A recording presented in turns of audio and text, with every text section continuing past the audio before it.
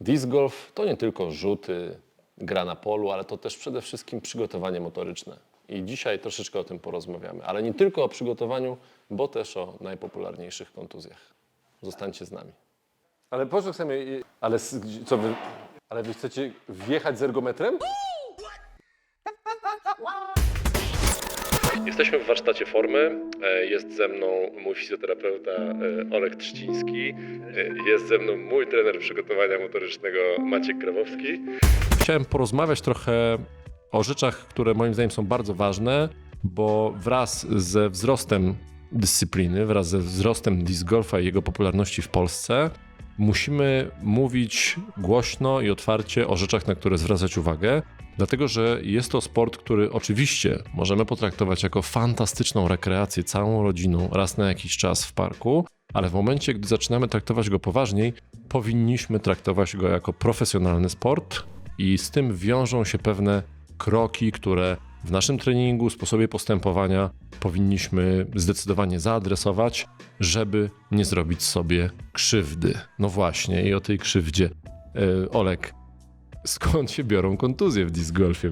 Jest kilka czynników, które na pewno mają największy wpływ, powtarzają się bardzo często, szczególnie w disc golfie. Myślę, że najczęstszą przyczyną jest to, że po prostu cały tydzień się nie ruszamy, nie dbamy o aktywność fizyczną, nawet nie robimy zwykłego spaceru, a co dopiero mówiąc o treningu przygotowania motorycznego. A przychodzi weekend, ładna pogoda, bierzemy plecak wypchany dyskami i bez rozgrzewki rzucamy się od razu na jak najdalsze drive'y i próbujemy rzucić 150 metrów. I ten układ ruchu najzwyczajniej w świecie nie jest przygotowany do tak dużych sił generowanych w ciele, nie jest przygotowany do tak dużych prędkości, zmian kątowych, które następują we wszystkich stawach i nieprzygotowany układ ruchu będzie kontuzjowany. Czy to będzie na pierwszym treningu, czy dopiero po pół roku? Tego nigdy nie wiemy, każdy ma inny organizm, ale możemy na to wpłynąć właśnie treningiem przygotowania motorycznego.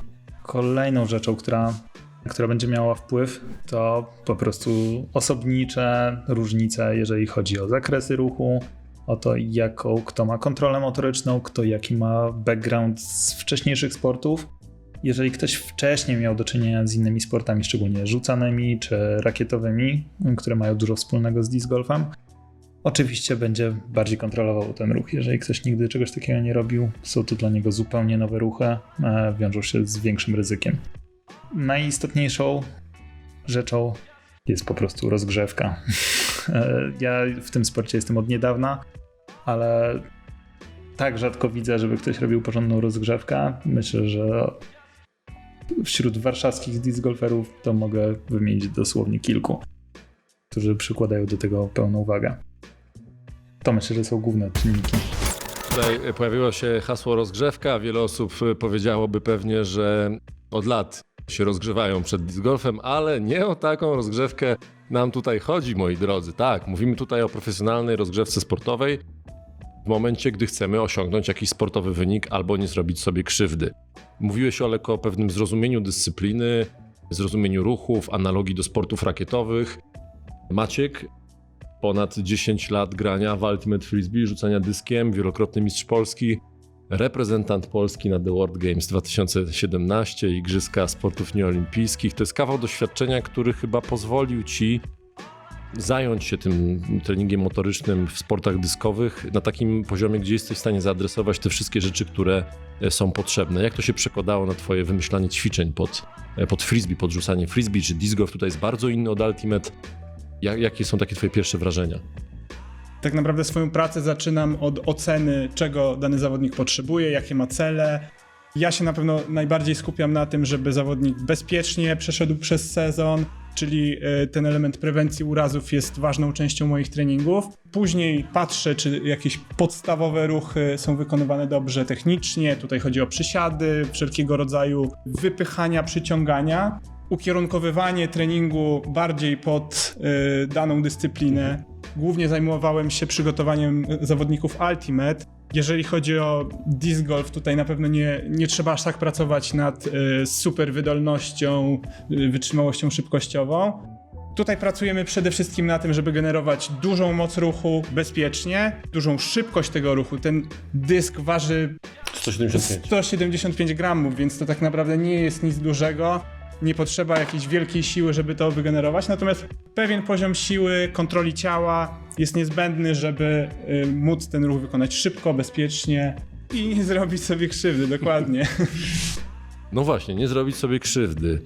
Olek, czy w tym treningu, ewentualnie w rzeczach, które robimy, czy jest jakaś taka wyraźna granica dla ciebie, gdzie jest ta prewencja, a gdzie już jednak reakcja na jakieś mikrourazy, z którym każdy boryka się przez cały sezon? Jak byś tutaj podpowiadał, nie wiem, jak myśleć o planowaniu swoich treningów, ewentualnie gdzie ty widzisz te granice, zanim już pojawi się oczywiście stan ostry, zapalny, na który 4 ketonale forte nie pomogą, to co byś tutaj skomentował w tym obszarze?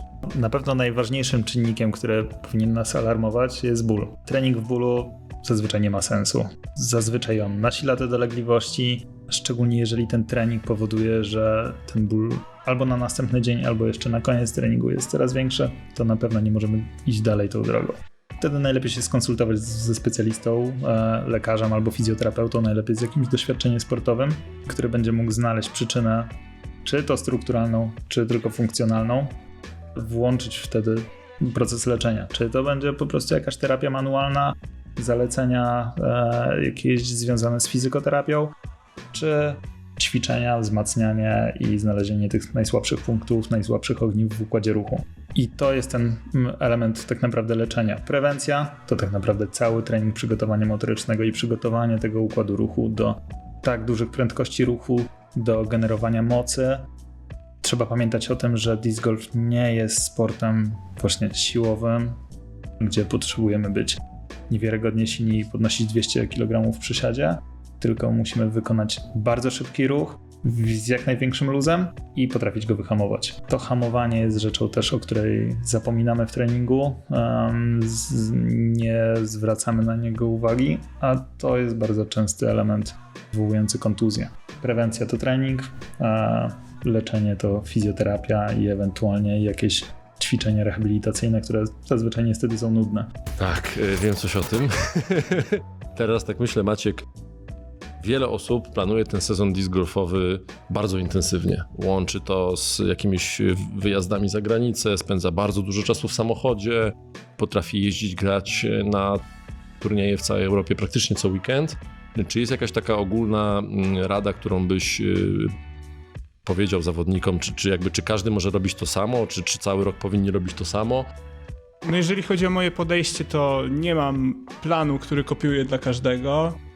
Na początku staram się jak najwięcej dowiedzieć o tym, czego zawodnik oczekuje od sezonu, jakie są najważniejsze cele, jakie są cele mniej ważne, takie pośrednie, jaka jest objętość grania, treningów typowo disc golfowych na co dzień i na tej podstawie planuję dopiero dalsze działania. No tutaj oczywiście chcemy, żeby zawodnik był najlepszy na przykład na Mistrzostwach Polski, Mistrzostwach Świata, czy nie wiem, turnieju charytatywnym dla doktora Anheisera.